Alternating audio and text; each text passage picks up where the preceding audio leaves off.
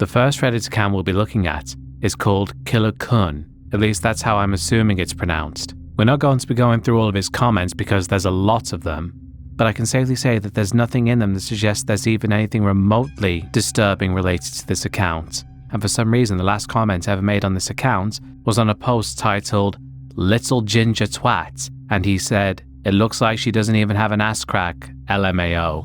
But yeah, like I said, comment-wise, there's really nothing disturbing here. His posts are pretty innocent too.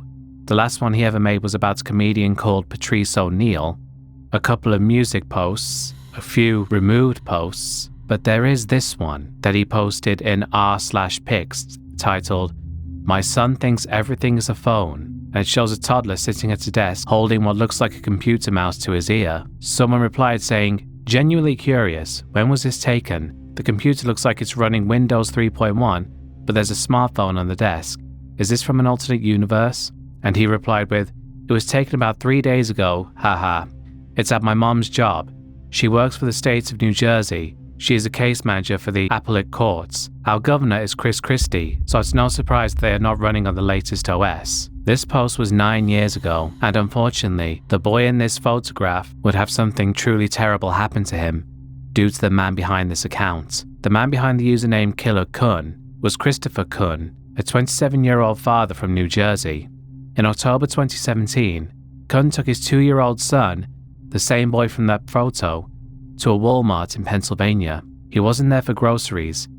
He attempted to shoplift a $228 Viso soundbar from the store. When a security guard confronted him, Kun ran. He rushed out to his Jeep, placed his toddler inside without buckling the car seat, and sped off. Kun fled at high speed and ran a red light at a busy intersection. His SUV T-boned another car. The crash forcefully ejected Kun's unrestrained son onto the roadway. According to witnesses, Kun got out, walked over to his gravely injured child, then stepped over his son's body and continued his escape on foot.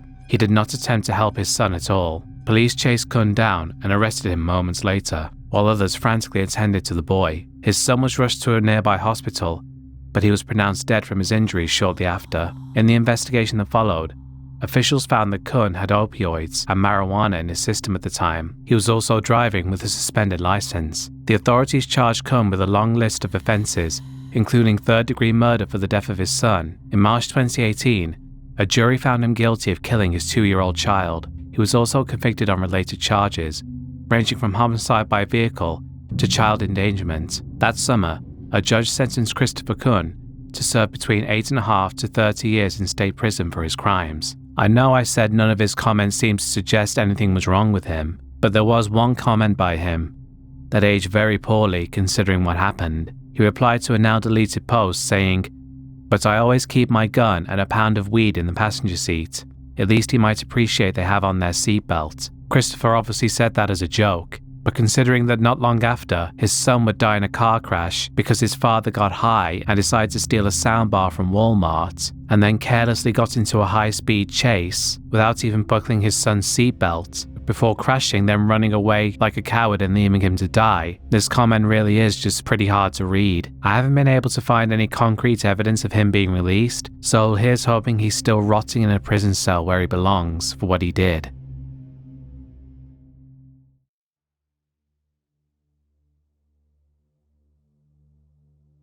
Aoki Mom is short for an Oklahoma mom. As the name suggests, the person running this account was a mother from Oklahoma, and she frequently posted about her family life, sharing everyday challenges and personal stories. In fact, she once mentioned in a comment that she married her husband when she was just 15 years old. Her posts painted a picture of a busy, devoted mom.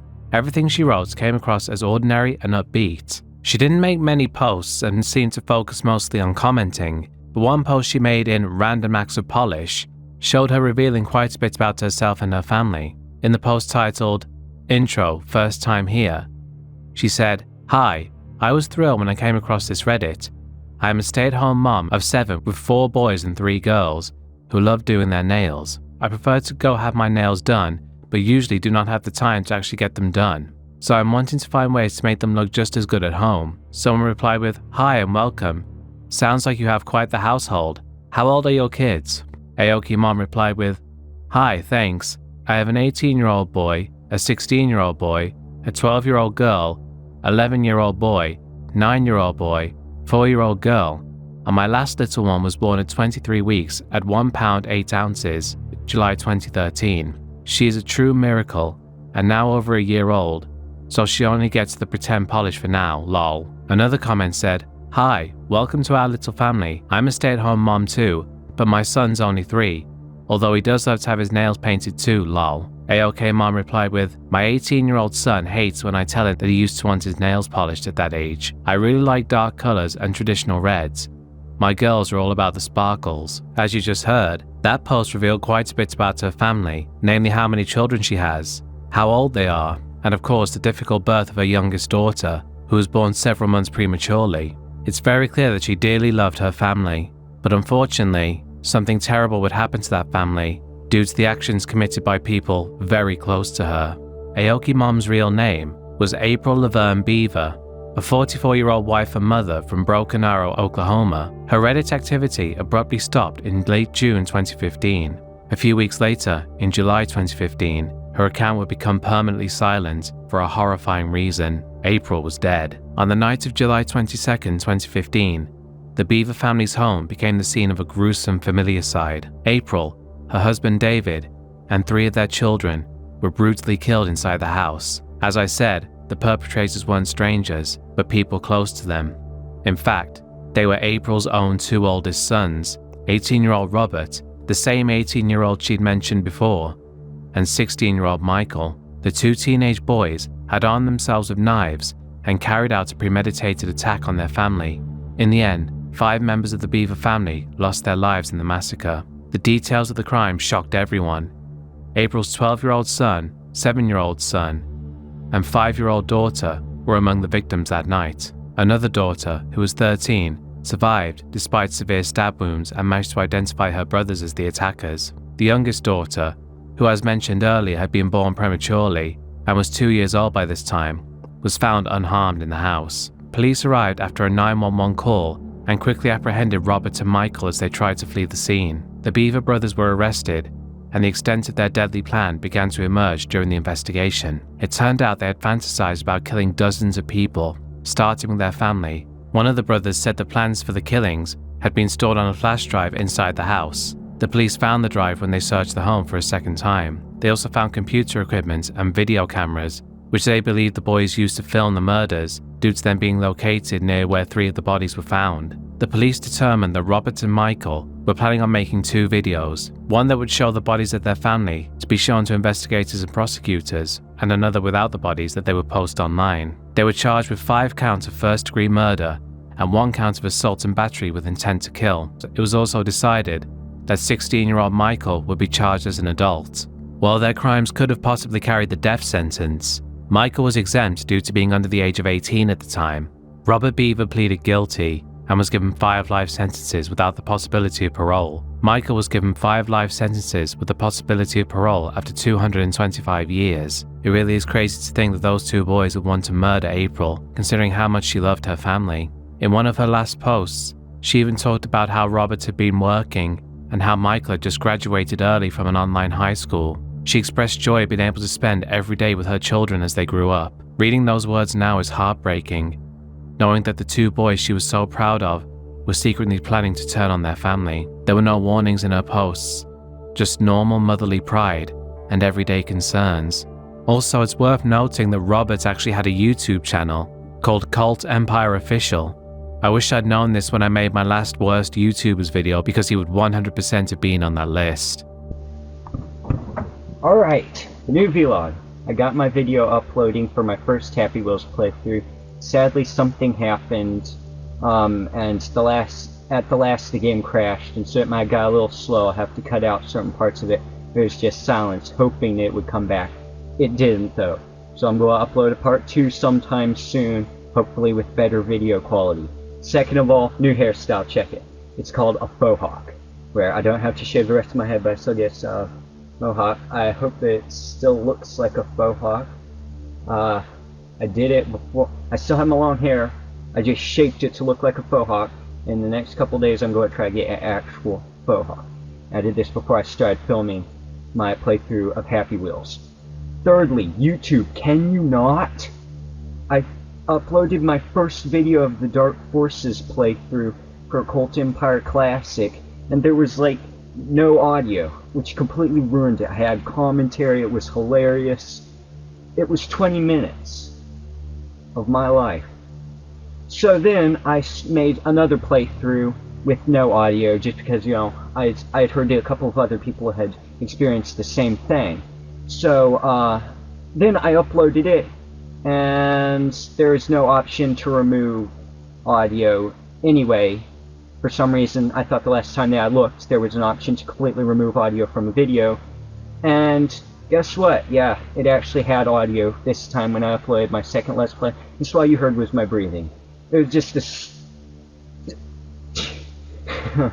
That's a rant. Alright. Vlog, first number 3. Cult Empire. Official. Confusing outro.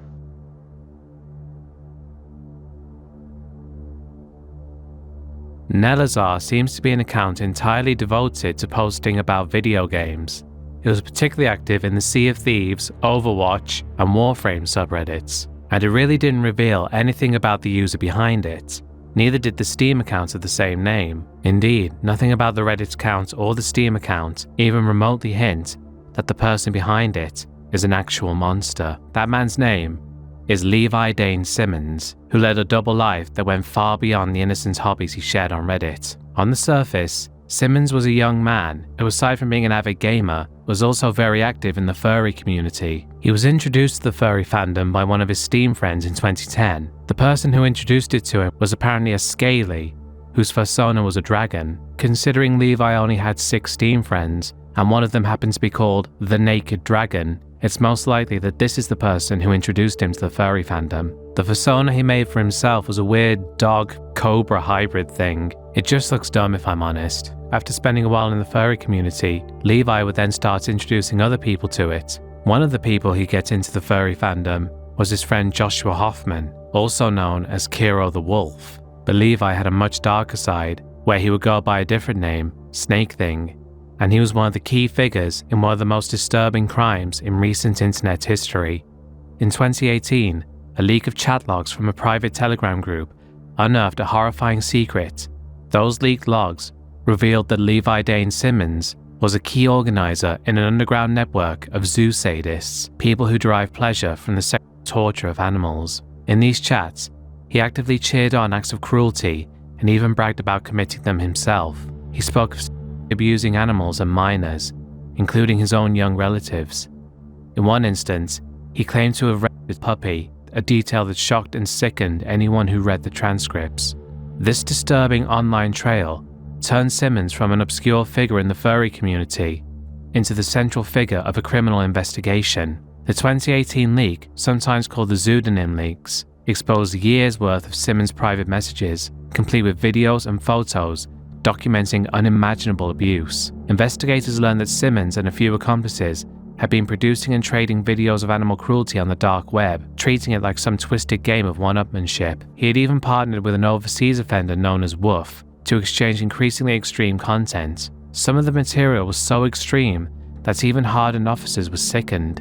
Videos of dogs being tortured and killed for sexual gratification were among the evidence.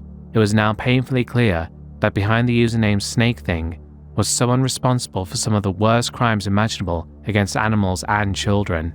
Law enforcement initially struggled to bring Simmons to justice. In late 2018, after the first round of leaks, police arrested him in Coos County, Oregon, when a video surfaced of him assaulting a puppy on camera. That video, recorded by Simmons himself, was intended to be shared with his secret group. However, legal hurdles meant that this first arrest didn't stick. By the time authorities obtained the evidence, too much time had passed under outdated statutes of limitations, and critical proof of the animal abuse could not be used to prosecute him. In the chaos after the leaks, Simmons was briefly in custody, but then walked free due to technicalities. For a while, it looked like this predator might escape any real consequences, but the story didn't end there. Investigators kept digging, and by the end of 2019, they found a way to hold Simmons accountable. On December 4, 2019, Levi Dane Simmons was arrested again, this time on a slew of felony charges that went beyond animal abuse. Prosecutors charged him with multiple counts of encouraging child sexual abuse in the first and second degree, along with several counts of encouraging sexual assault of an animal. These charges indicated that Simmons had been possessing and sharing child porn and bestiality content, crimes that carry heavy penalties. If convicted on all counts, he was facing the very real prospect of spending the rest of his life in prison. The internet, horrified by the revelations of his activities, was relieved to hear that this time he wouldn't slip through the cracks. His arrest made headlines in niche communities and sent a clear signal that the law was finally catching up to him. Justice eventually did catch up to him in a big way. In early 2020, he pleaded guilty to several charges and was sentenced to 25 years in prison. It's a grim outcome, but one that ensures he can no longer harm any more victims. What's crazy is he apparently gave access to his Telegram account directly to the person who leaked all of the messages because he apparently had a blackmail fetish, somehow not realizing that decision would come back to bite him in the ass. Obviously his Reddit account is abandoned and will be for quite a long time, assuming he actually survives his prison sentence. I don't think any of us would be upset if he didn't.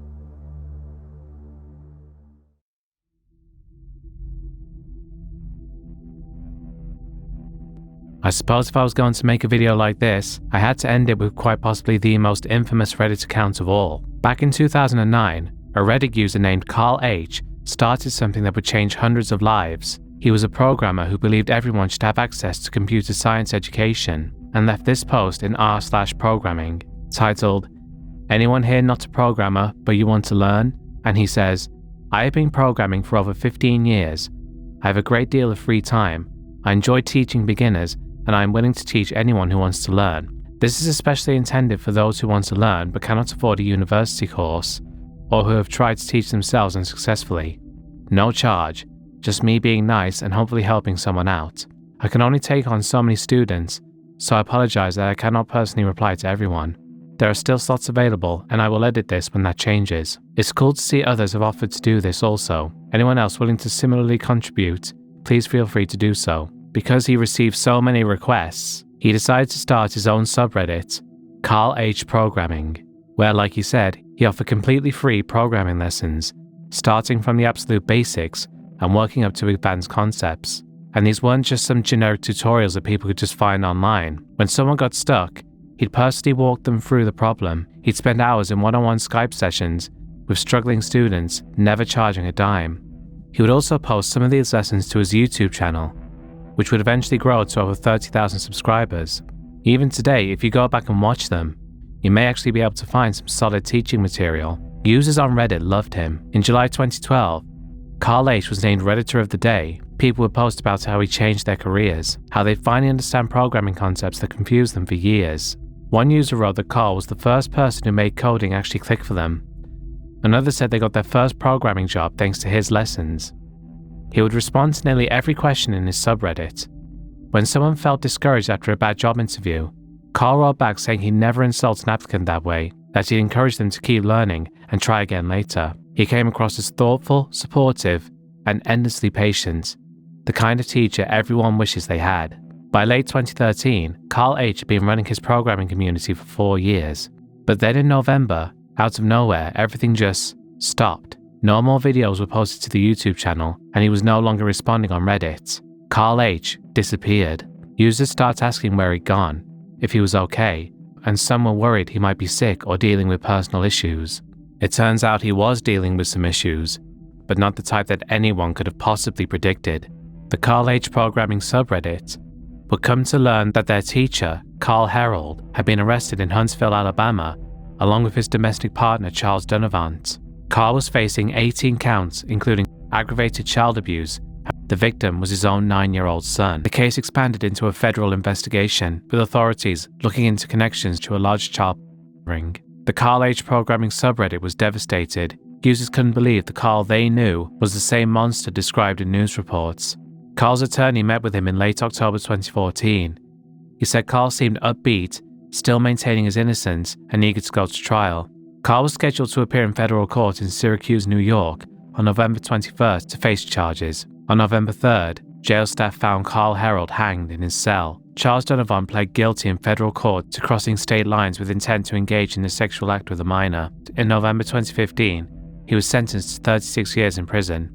Carl's YouTube account and Reddit account still remain up to this day, as does the Carl H Programming subreddit, though these days it's mostly people posting about Carl himself, how the same person who patiently explained coding concepts to strangers could be capable of such an awful crime. For over 4 years, Carl Herald produced hours of educational content and gained hundreds of grateful students who learned to code from his lessons, but also left a son who survived 8 months of hell at his hands. The username Carl H is now forever linked to a man who could only be described as a monster, and who many have dubbed the most hated man on Reddit. And that's the end of the video, folks. I'd like to thank all my patrons, especially those whose names you're seeing on the screen now, particularly John Blood Smells Like Duty, Helen Korn, Kyle, BAN, Brendan O'Connell, Adam Clayton, Count Nagula, Danny Jade, Paul Mendoza, Squishy, Alex Christmas, Bella Schwartz, Brody Millers, Belsie Gell, Stimulate, Inquisitor Zarius, and Dick the Cock Johnson and the Woodmaster of WrestleMania X69 or maybe not Dude. Thank you very much for watching, and I'll see you all next time. Goodbye.